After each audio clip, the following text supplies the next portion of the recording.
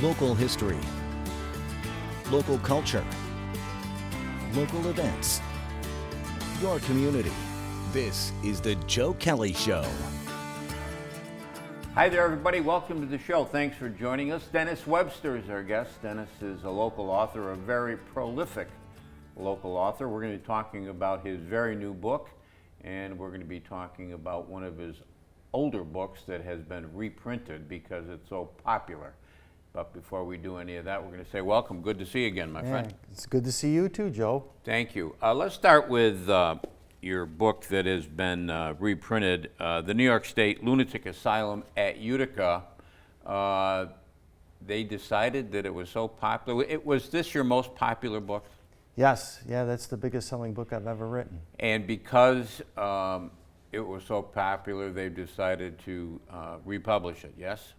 Yes, through the History Press. Mm-hmm. Yes. Yep. And is it out now again? Yes, you can find it in Oneida County History Center or Barnes & Noble or online, Amazon.com. And this new edition, it's almost exactly the same as the first edition with a couple additions, yes? Yeah, this one I had, the foreword was written by Michael Bozak from the Landmark Society because they're so instrumental in the preservation of Old Main. Mm-hmm. And I thought it would be nice to have somebody from that group write a foreword in the book. And Mike knows what he's talking about when it comes to old buildings. And you also have a afterwards by Brian Howard, the former executive director at Utica County History Center. Yeah, because the big question that everybody asks is what to do with the building, what should be done with it, and that's one of the questions I had asked Brian, and he addresses that in the end of the book, the future of Old Main and what we think we should do with it. As long as we're talking about that, what was Brian's conclusion? That definitely we need to save that place, and I think he's as perplexed as everybody else. Yeah. I think we were talking about, many people have talked about, well, what do we do with it? None of us can seem to figure out what to do other than to preserve it. You know, it's such a massive building. You've been inside it, I've been inside it. I mean, really, you look at it far away and you can see, all right, this is a massive building, but boy, once you get inside. Yeah, you know, when they originally built that and opened it in 1843, that was to house anybody who was named back then lunatic in the whole entire state of New York. It was the one asylum for the whole entire state. So they wanted it to be rather large. Yeah, and of course, you look at it and you look at what are those Doric columns? Yeah, Greek Doric columns, largest freestanding ones in the United States last time I checked. Yeah, and you can see that building coming over Deerfield Hill. You can see that building. Yeah, every day I come into Utica for my work, I see it. As I come down that beautiful rim of the hill there, the edge of the valley, you can see it. Do you have any thoughts, Dennis, on what that building could be used for? You probably know more about that building than 99.9% of the people in the state. I would love to have it to be like a center of cultural excellence, maybe a tourism center, a place like that, like they had that Handshake City, something like that, something unique because of the meaning of what it was built for, to assist and help people. It was the first time that we were acknowledging that people that had mental illness, that it was a treatable, curable disease, if I could say it that way. Yeah. And a lot of innovations came about because of the old Utica Lunatic Asylum. In many ways, they were way ahead of their time. Oh, absolutely. They called it the mother of all institutions, and asylums throughout the United States started to build off of Old Main, the same practices that were done in there by Dr. Brigham, even the look and the design, the look of it was meant to be like a utopia, like a perfection or a better experience. That was part of, they felt, the treatment is to have a beautiful looking building, beautiful grounds around it. And it was that was quite a change from early days when the treatment was quite harsh. Yeah, it was horrible. I mean, most people would be chained in attics of homes or basements of homes, or they would be put in jails. People just didn't know what to do with all sorts of afflictions at that time. And a lot of it, the word lunatic comes from Luna, the moon, where people felt the moon affected your mental ability, or that it was something that was more superstition than science. Yeah. The right now inside the building, Dennis, they're using it for storage, are they not? Yeah, it's like a records room, or that first floor when they Yeah. did their tours. You can go in the front there, and they would bring people in the front and out the back, and just in there. Yeah, it's still owned by the state of New York, and they use it for records retention. Yeah. I think the Office of General Services, OGS, has control of that building. Of course, Roanne DeStito is the commissioner of OGS, and she's from Rome. The condition of the building, is the roof okay? Yeah, they've been working on it. They've been doing some remediation in there. I know some parts of it are just, when the people are disappointed they can't get the full tour, it's unsafe. Yeah. Even you go up in a couple of the upper floors, there's floors that are collapsing and things like that. So as long as they keep that roof stable from leaking, they can just fix the rest of it over due time. I forget who I was talking to the other day, and we were talking, maybe it was Frank Tomeno, and we were talking about Utica College. I think it was Frank. Yeah. And of course, if you go out the back door of the state hospital and look to the right and up, that's the Utica College campus. Right. And they used to have fields belonging to the state where they were growing their crops. That's correct, yeah. The asylum had its own working farm right where the campus of Utica College is. And the interesting fact was that the patients, it was part of the therapeutic therapy of what they were doing was to raise their own crops and then use those crops from their working farm on their table within the asylum. They would cook those in the kitchen. Yeah, and they had, they had their own newsletter. They had, in fact, I think they had a printing operation going on over there, didn't they? Yeah, it was pretty fascinating. I mean, Dr. Brigham and Brown were pretty amazing people, but yeah, that was called Opal. And Opal was something that was written, edited, and printed at the asylum by the patients. And then they would sell it for a one-year subscription for $1. And it was a monthly. They did it from 1850 to 1859, but it was incredibly popular. And it was filled with stories and poems and anecdotes and all sorts of interesting tidbits. Yeah. When we come back, let's talk a little bit about what the living conditions were like for the people who were, I'm not sure you can't call them inmates. How would you refer to them, Dennis? Back then they would call them patients, I guess, it's hard because a lot of the terminology back then we can't use now. Yeah. Let's talk about their living conditions when we come back. Dennis Webster is our guest. We're talking about his book, The New York State Lunatic Asylum at Utica. I know it's on sale up at the United County History Center. This is a reprint of it because it has been so popular they came out with another edition. Short break, right back.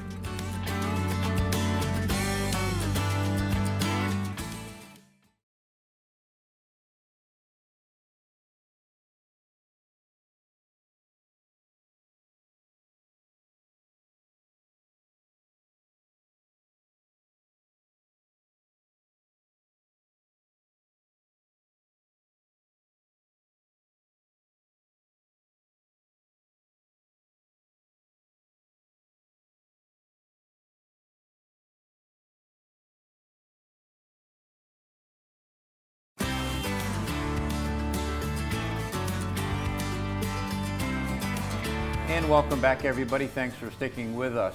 Dennis Webster is our guest. Dennis is a very prolific Utica author, and his book, from what year did this first came out, Dennis? 2012. 2012, and it's been republished because it was so popular. And glancing through it, Dennis, I see what looks to be, you got a new forward in it, and you've got some other comments by Brian Howard, but I'm also noticing more pictures, yes? Yes, I added several new photos. In the reprint, they gave me the ability to add some more photos. When you work with publishers, as you know, Joe, being a published author yourself, that they limit sometimes word count and number of photos and things like that when you do a book. So this time I had the ability to add some more in. And one of the reasons they don't like putting too much photos in because it's expensive. Oh yeah, and I'll tell you, when I did my research for this book and I went to the New York State Library in Albany, they brought out boxes and boxes, thousands and thousands of pictures. Really? And I could only pick, let's say, 10, 12 photos. So I spent an entire day going through and trying to pick out the photos I thought readers would find most compelling. Yeah. That was incredibly difficult to do because there was just so many photos to Yeah, choose from. Yeah. The people who were living there, the patients, the clients, however we want to refer to them, what were their living conditions like? Small rooms?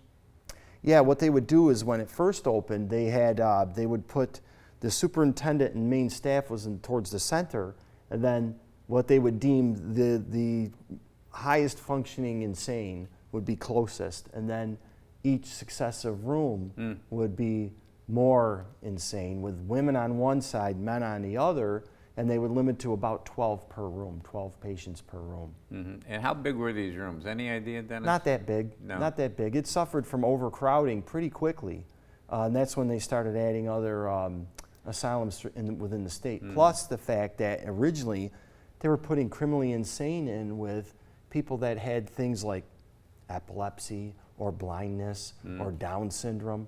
They were mixing people that really shouldn't have been mixed, especially when you're a criminal, violent, insane Right. person. And there were some people, were there not, Dennis, that were housed there that weren't insane. Their families wanted to get rid of them. That's absolutely true. From what I read back then, if you lived in a small town, all you needed your family to do was go to a local judge and just sign a thing, and they would basically put you in a cage on wheels or chain you to a cart and bring you to Old Main. And what year, refresh my memory, what year did it open? 1843. 43. And it's still standing. I mean, it was well constructed.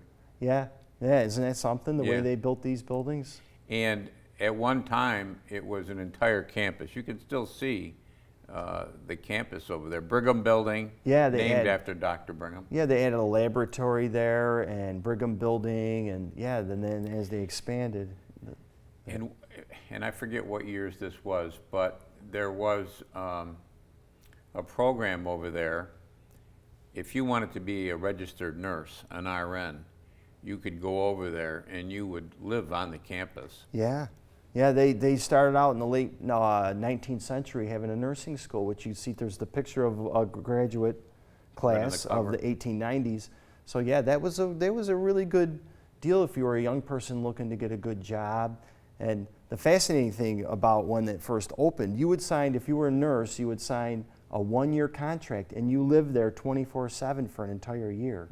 The doctors would live on campus. They would have their own quarters on campus, but can you imagine you're a young person and you're a nurse and you live there for a whole year? I know two, it's funny you mention that, I know two people who were in the nursing program over there, a man and a woman, and I remember visiting once, and they each had a little small room, and that, as you say, they spent the year there. Yeah.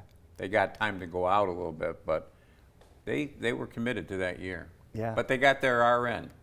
So the title carries the full title is The New York State Lunatic Asylum at Utica, A History of Old Main. Where did Old Main, where did that, I mean, people refer to it as Old Main all the time. Where did that come from? That's a great question. In my research, I did not find any documentation of where they got that moniker, but my best theory is that it was the main building on the campus. So people started calling it the main building, and then it just became, because it's the oldest building, Old Main. That's just a total guess on my part, but it makes sense to me that that's how it came about being named that. Yeah, Utica Crib, that was named after, I guess you'd call it an invention. What's the Utica Crib? Yeah, Dr. Brigham invented that, and what it is, it's just, think of like a crib you put a baby and a child in, but for an adult, longer, but narrower, with a locking lid on it. And what they did back and when it was invented, when Old Main opened, it was meant to restrain somebody without having to chain them to a wall, chain them to a floor. At that time, it was considered the most humane way to restrain someone who was suffering mania. But by the 1870s, by then it was used worldwide. It was renowned across the world to use it for that purpose. But then it was deemed kind of inhumane. And now we look at it in our eyes, from today's standpoint, that it's barbaric. Yeah. But at the time, that was the best solution that they had to help people that were suffering. In fact, when we, the tours that they were offering over at the Psych Center a few years ago, did they have a Utica Crib on display? At least they had pictures of it. Yeah, I think they had pictures, but they Yeah. definitely have a restraining chair on display in there when you walk in. It's basically a chair like we're sitting in with where you would strap the wrists down, Yeah. which was another common practice. Yeah. But you know, it's interesting, even something we talk about in the book when early 20th century when they started things like lobotomies and electroshock therapy. At the time, these doctors and nurses felt it was the best way to treat symptoms, you know. Mm-hmm. So that's what I tell people. Yes, you look at it now and say, wow, how could Yeah. they drill a hole in someone's head? Yeah. But then we think, well, what about today, Joe, that we do that long after we're Yeah. gone, 100 years from now, we'll say, wow, can you believe they did that to people? Yeah. You know? Dennis, you're so knowledgeable about this subject.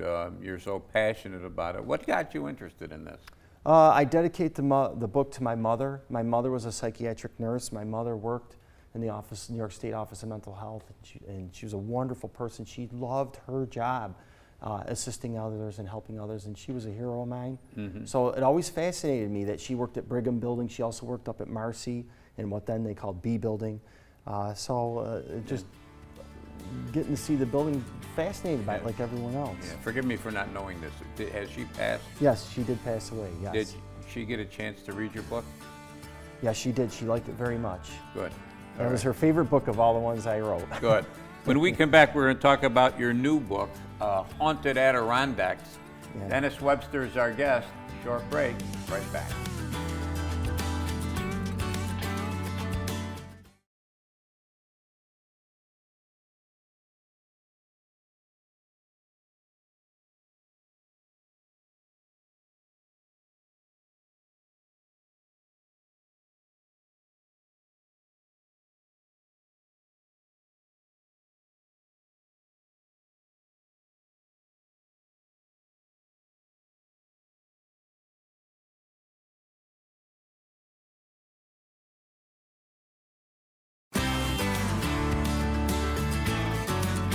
And welcome back, everybody. Thanks for sticking with us. Dennis Webster is our guest. Dennis is a very prolific local author. In fact, he's working on a couple new books, which we'll talk about.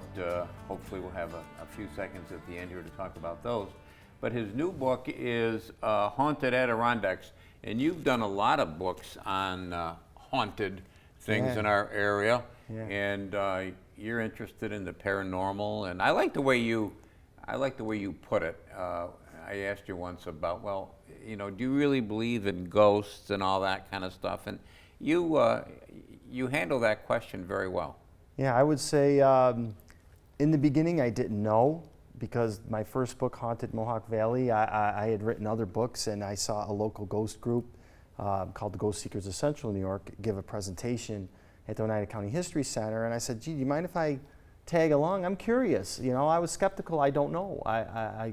What is this all about? But you know, I've come to believe that yes. I mean, if you believe in the afterlife and angels and spirits and things like that, why wouldn't you believe in ghosts? Mm-hmm. Very well put.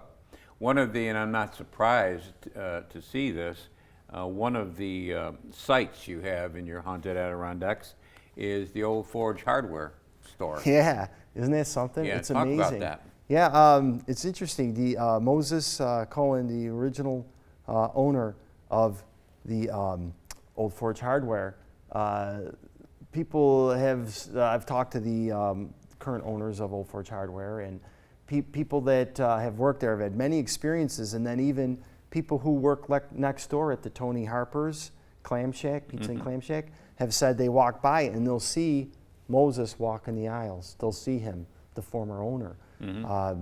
So a lot of stories from the staff. I actually was in there. It's a great place. Yeah, oh yeah. Whenever I go to Old Forge, you have to go in there.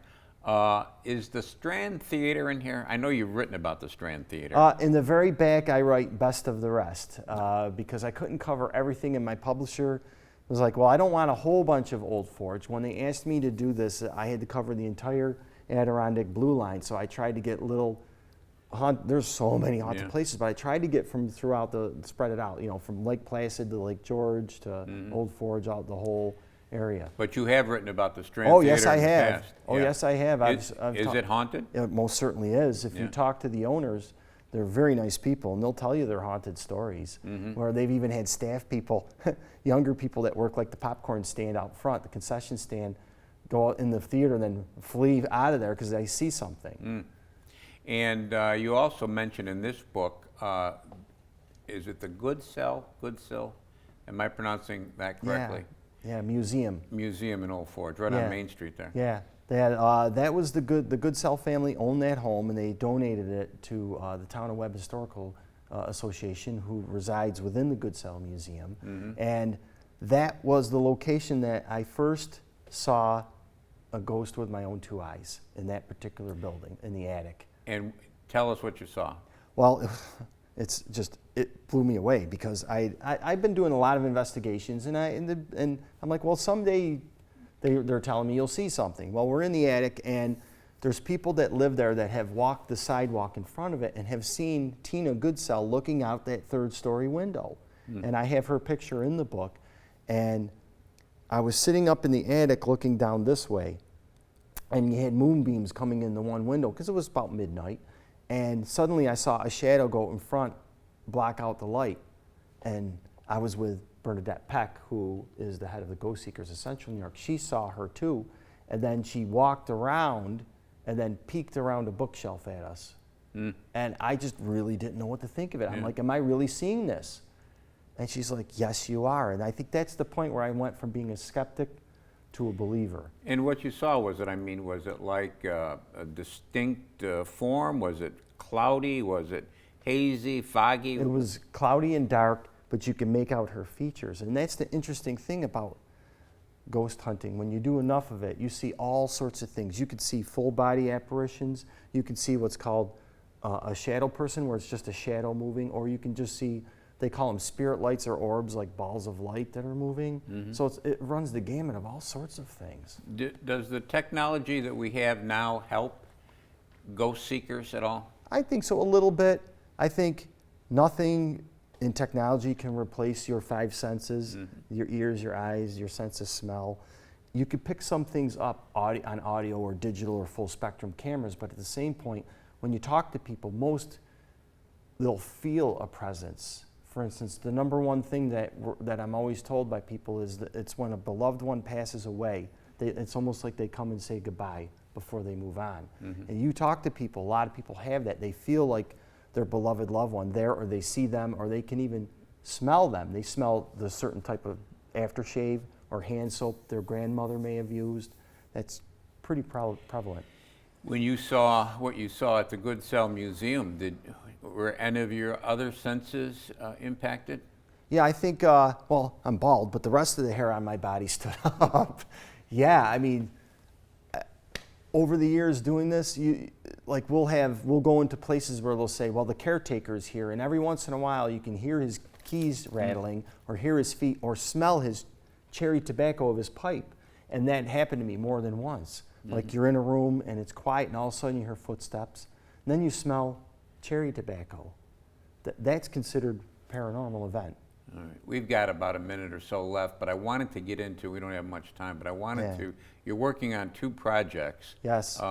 One is for the Utica Fire Department? Yeah, the 150th anniversary of the Utica Fire Department's coming up in 2024, and I met with them, and they're asking me to write their history book. That ought to be a fascinating book. Oh, I'm excited to do it. Yeah. And then the other book you're working on, I think you're working on it now, has to do with one of the most infamous crimes ever around here. Yeah, I'm writing a book on Bernard Hatch, the Potato Hill Road killer.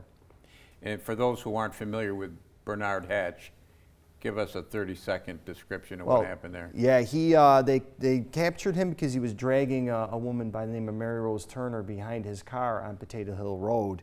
And where he buried her corpse, they found other bodies in proximity. So that's what they deemed him, a serial killer. When is that going to be coming out? I'm hoping next year. It's a lengthy process on a book. I'm doing all these research and interviews right now, but I've just started that book. But it's quite a fascinating story. Well, don't wait as long as it takes for you to finish the book to come back, because we've always got a lot to talk about. Good to see you. Yeah, thank you, Joe. All right. Appreciate Is it. this one on sale also? Yes, sir. At Yeah. Utica History Center? Yes, it is. Okay. That's going to do it for us this week. We'll be back next week. We'll do it all again. Don't forget cnyhomepage.com. There's lots of good stuff there. Until next time, take care of yourself, everybody.